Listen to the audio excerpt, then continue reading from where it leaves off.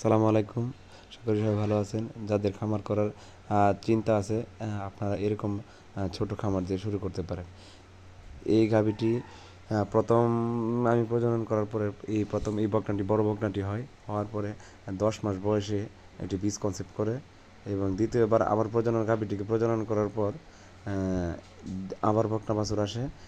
এটি এসিআই কোম্পানির একটি ক্রস বুলের বাছুর এবং গাভীটি আবার হিটে আসছে। এখন আমি আবার আসছি বীজ দেওয়ার জন্য।